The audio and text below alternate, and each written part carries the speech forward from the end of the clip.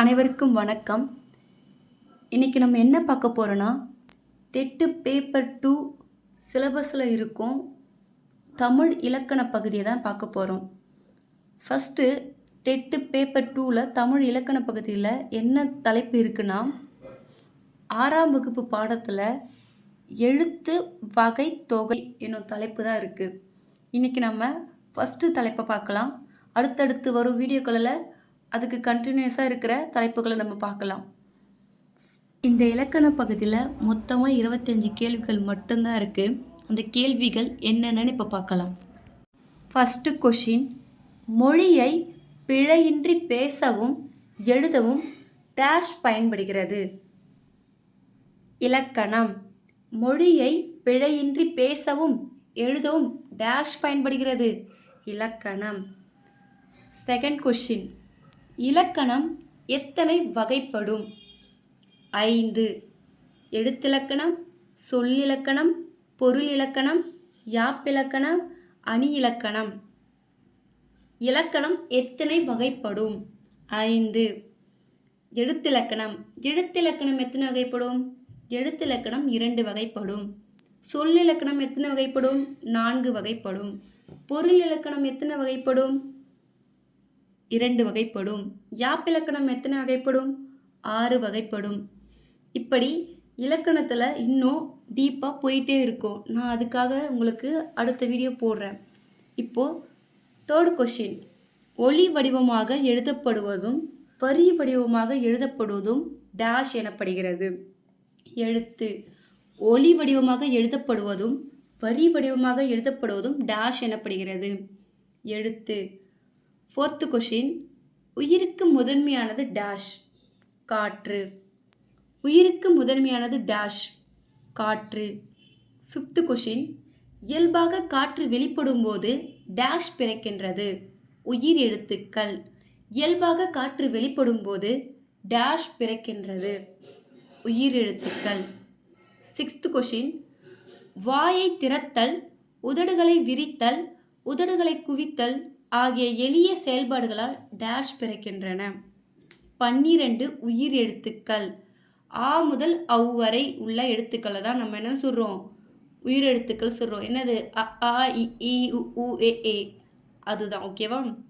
வாயை திறத்தல், உதடுகளை விரித்தல், உதடுகளை குவித்தல் ஆகிய எளிய செயல்பாடுகளால் டேஷ் பிறக்கின்றன. 12 உயிர் எழுத்துக்கள். செவன்த்து கொஷின், உயிர் எழுத்துக்கள் எத்தனை? 12. உயிரெழுத்துக்கள் எத்தனை? 12. எய்த்து கொஷின், குறில் எழுத்துக்கள் மொத்தம் எத்தனை? 5. அது என்னென்ன?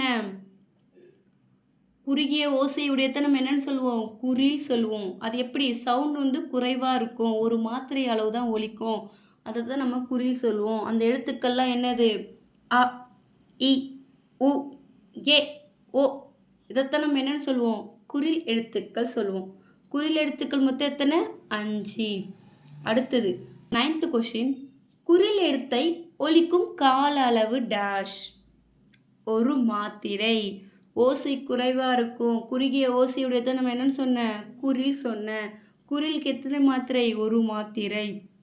அடுத்தது 10th கொஷின், நெடில் எழுத்துக்கள் மொத்தம் எத்தனை? 7. அது என்னென்ன? நெடில்னா என்ன? நீண்டு ஒலித்தல், பிக் சவுண்ட், சவுண்டு அதிகமாக ரொம்ப நேரம் ஒலிக்கும், அதுதான் என்னன்னு சொல்லுவோம்? நெடில் சொல்லுவோம். எப்படி பார்க்கலாமா? ஆ ஈ ஊ ஏ ஐ ஓ அவ். என்ன நீங்கள் ஐ மட்டும் ஐ சொல்கிறீங்க, அவு மட்டும் அவு சொல்கிறீங்க? ஐ அப்படி சொல்லும்போது எதில் முடியுது? ஈ அப்படின்னு முடியுது. அப்போது ஐயும் ஈயும் கூட்டினா எவ்வளோ வரும்? 2. அதனால தான் இது நம்ம என்னென்னு சொல்கிறோம்? 2 மாத்திரை சொல்கிறோம், நெடில். அடுத்தது அவு அப்படி சொல்லும்போது எதில் முடியுது? ஊன்னு முடியுது. அப்போது அவு ஒரு வார்த்தை, ஊ ஒரு வார்த்தை. அப்போது 2த்தையும் கூட்டினா 2, அதனால் நெடில். இதுவே ஆ அப்படி சொல்லும்போது ஆல முடியுது, ஈ சொல்லும்போது ஈல முடியுது. ஓகேவா? நெடில் எழுத்துக்கள் மொத்தம் எத்தனை? 7. 11th கொஷின், நெடில் எழுத்தை ஒலிக்கும் கால அளவு டேஷ். 2 மாத்திரை. நெடில் எழுத்தை ஒலிக்கும் கால அளவு 2 மாத்திரை. 12th கொஷின், மெய்யெழுத்துக்கள் மொத்தம் எத்தனை? 18. மெய்யெழுத்துக்கள் மொத்தம் எத்தனை? 18. 13 கொஷின், மெய்யெழுத்துக்கள் ஒலிக்கும் கால அளவு அரை மாத்திரை. மெய்யெழுத்துக்கள் ஒலிக்கும் கால அளவு அரை மாத்திரை. மெய்யெழுத்துக்கள்லாம் என்னது? இக்கு, இங்கு, இச்சு, இதுமாரி புள்ளி வச்ச எழுத்துக்கள் தான் நம்ம என்னன்னு சொல்லுவோம்? மெய்யெழுத்துக்கள் சொல்லுவோம். 14 கொஷின், வல்லினம் எழுத்துக்கள் எத்தனை? 6. இக்கு, இச்சு, இட்டு, இத்து, இப்பு, இரு. கசட தவிர வல்லினம். 15th கொஷின், வன்மையாக ஒலிக்கும் எழுத்துக்கள் வல்லினம். வல்லின எழுத்துக்கள் அப்படின்னாலும் என்னது? கசட தபுர தான்.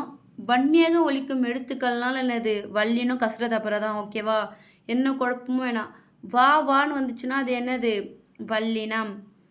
அடுத்தது 16 கொஷின், மெல்லின எழுத்துக்கள் எத்தனை? 6. இங்கு, இஞ்சு, இன்னு, இந்து, இம்மு, இன்னு, ஞனன, நமன. மெல்லின எழுத்துக்கள் எத்தனை? 6. 17 கொஷின், மென்மையாக ஒலிக்கும் எழுத்துக்கள் மெல்லினம். மென்மையாக ஒலிக்கும் எழுத்துக்கள் மெல்லினம். கொஷின் இப்படியும் கேட்பாங்க, மென்மையாக ஒலிக்கும் எழுத்துக்கள் டேஷ் அப்படின்னு கேட்பாங்க. வல்லினமா, மெல்லினமா, இடையினமா? மென்மையாக அப்படின்னா என்னது? மே வந்துச்சுன்னா அது என்னது? அப்படி மெல்லினம் ஷார்ட்டாக ஞாபகம் வச்சுக்கலாம். அடுத்தது, வன்மையாக ஒலிக்கும் எழுத்துக்கள் டேஷ் அப்படின்னு கேட்டாங்கன்னா வா வந்துச்சுன்னா என்னது? வல்லினம் அப்படின்னு ஞாபகம் வச்சுக்கலாம். அடுத்தது, வல்லினமாகவும் இல்லாமல் மெல்லினமாகவும் இல்லாமல் இடைப்பட்டு வந்துச்சுன்னா அது என்னது? இடையினம். ஓகேங்களா? அடுத்தது, வன்மையாக ஒலிக்கும் எழுத்துக்கள். வன்மைனா என்னது? ரொம்ப ஸ்ட்ராங்காக அந்த வார்த்தை ஒலிக்குமா? வல்லினம். மெல்லினம், மென்மையாக ஒலிக்கிற எழுத்துனா எது?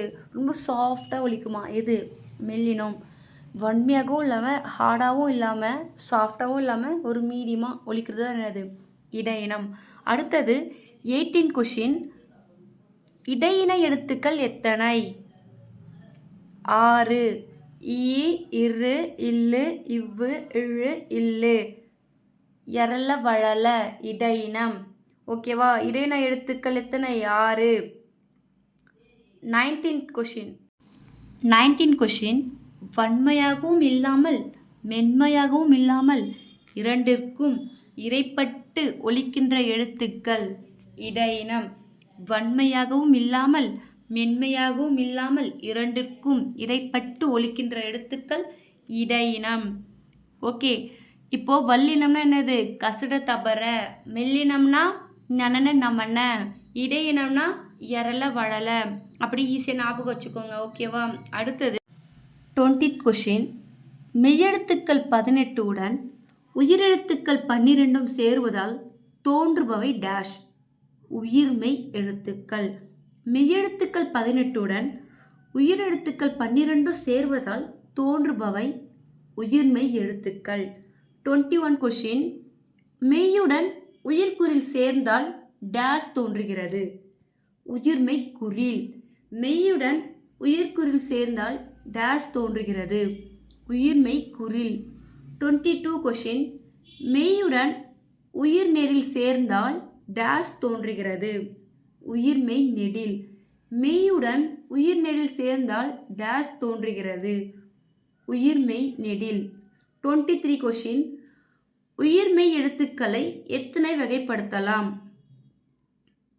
2. அவை உயிர்மெய் குறில், உயிர்மெய் நெடில். உயிர்மெய் எழுத்துக்களை எத்தனை வகைப்படுத்தலாம்? 2. அவை உயிர்மெய் குறில், உயிர்மெய் நெடில். 24th கொஷின், ஆயுத எழுத்தை ஒலிக்க ஆகும் கால அளவு அரை மாத்திரை. ஆயுத எழுத்தை ஒலிக்க ஆகும் கால அளவு அரை மாத்திரை. 25th கொஷின், கபிலர் மாத்திரை அளவு 3½ கபிலர் மாத்திரை அளவு 3½ இப்போ நான் சொன்னல, உயிர்மெய் குறில்னா கா, பி, ல இதெல்லாம் என்னது? உயிர்மெய் குறில். குயில் வந்து எத்தனை மாத்திரை? ஒரு மாத்திரை. அப்போ கா ஒரு மாத்திரை, பி ஒரு மாத்திரை, லா ஒரு மாத்திரை. புள்ளியச்ச எழுத்துக்கள், ஆயுத எழுத்துக்கள் எத்தனை மாத்திரை ஒலிக்கும்? அரை மாத்திரை.